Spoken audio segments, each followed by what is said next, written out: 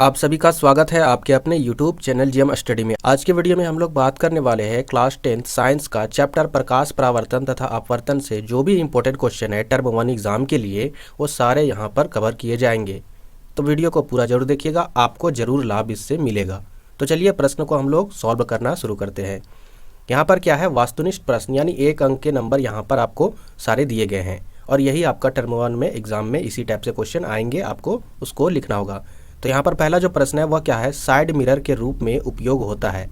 तो आपको बताना है कि कौन सा यहाँ पर साइड मिरर के रूप में उपयोग होता है। सबसे पहले समझते हैं कि साइड मिरर होता क्या है।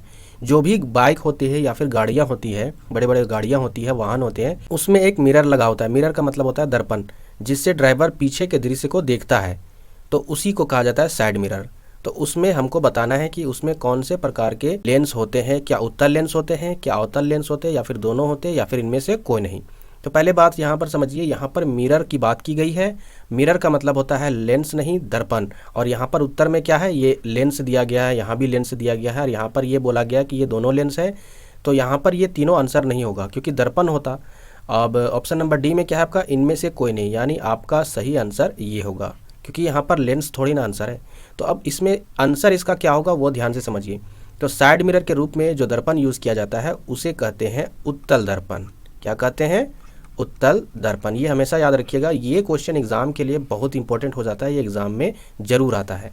नेक्स्ट क्वेश्चन की ओर हम लोग बढ़ते हैं। क्वेश्चन नंबर दूसरा, सोलर कुकर में व्यवहार किया जाता है। सोलर कुकर में कौन से दर्पण का यूज़ किया जाता है, अवतल दर्पण का, उत्तल दर्पण का, समतल दर्पण का, या फिर परावलयिक दर्पण का।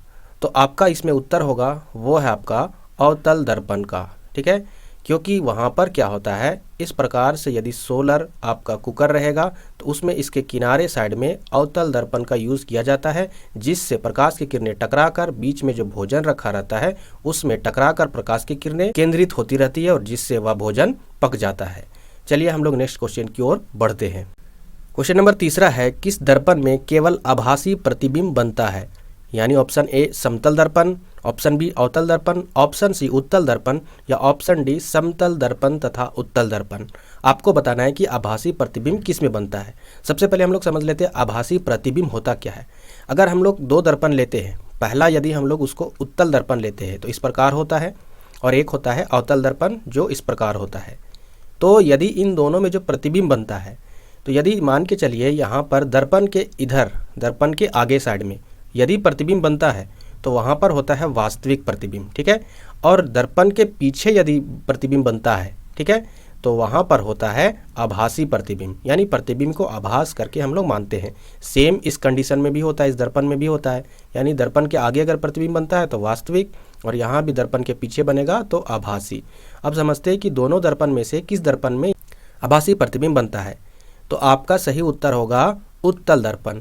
एक और दर्पण है जिसे हम लोग कहते हैं समतल दर्पण, और इस समतल दर्पण में भी प्रतिबिंब हमेशा आभासी ही बनता है। ठीक है, तो यानी उत्तल दर्पण भी आंसर होगा और समतल दर्पण भी। तो आपका उत्तर क्या होगा, ऑप्शन नंबर डी।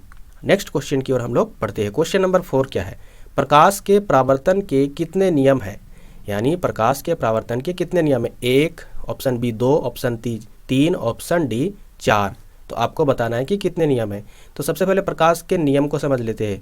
क्या है, परावर्तन का नियम। ठीक है, तो यहाँ पर इस प्रकार से यदि हम एक दर्पण को लेते हैं, ठीक है, और इस दर्पण में कोई आपतित किरणें, ठीक है, परावर्तित होती है इस प्रकार, जैसे ये आई किरण आने के बाद इस दर्पण से परावर्तित हो गई। तो यदि हम यहाँ पर एक अभिलंब डाल देते हैं, ठीक है, तो पहला नियम क्या होता है, आपतित किरण के साथ और लंब के साथ, अभिलंब के साथ एक एंगल बनता है जिसको आई से निरूपित किया जाता है, आपतन कोण। और यहाँ पर एक एंगल बनता है जिसे हम लोग आर से निरूपित करते हैं, जिसको हम लोग बोलते हैं परावर्तन कोण। और यह दोनों कोण हमेशा बराबर होते हैं। ठीक है, तो ये पहला नियम है। दूसरा नियम क्या है कि जो आपतित किरण है और परावर्तित किरण और उस पर डाला गया अभिलंब, ये तीनों एक ही तल पर स्थित होते हैं। तो यानी यहाँ पर क्या निकल कर आया कि परावर्तन के कितने नियम है, 1 और 1 2। तो यहाँ ऑप्शन नंबर कौन सा होगा, ऑप्शन नंबर बी होगा राइट आंसर। क्वेश्चन नंबर 5 की ओर बढ़ते हैं। किस दर्पण में बड़ा प्रतिबिंब बनता है। ऑप्शन ए समतल दर्पण, ऑप्शन बी अवतल दर्पण, ऑप्शन सी उत्तल, या फिर ऑप्शन डी इनमें से कोई नहीं। तो ध्यान से समझिए, प्रतिबिंब बहुत बड़ा बनता है वह है आपका अवतल दर्पण। तो आपका उत्तर क्या होगा इसमें? अवतल दर्पण, क्योंकि इसमें प्रतिबिंब आवर्धित और बड़ा बनता है। ठीक है, अब हम लोग नेक्स्ट क्वेश्चन की ओर बढ़ते हैं। क्वेश्चन नंबर 6 है आपका, गोलीय दर्पण में फोकस अंतर एवं वक्रता त्रिज्या के बीच संबंध है। यानी आपको बताना है फोकस अंतर एवं वक्रता त्रिज्या के बीच में क्या संबंध है। ऑप्शन ए r बराबर 2r, ऑप्शन बी 2f बराबर r, या ऑप्शन सी f बराबर 2, या ऑप्शन डी r बराबर 2। तो सबसे पहले इसको हम लोग समझते हैं। जैसे मान के चलिए एक गोलीय दर्पण हम ले लेते हैं, मान के चलिए अवतल दर्पण ही ले लेते हैं।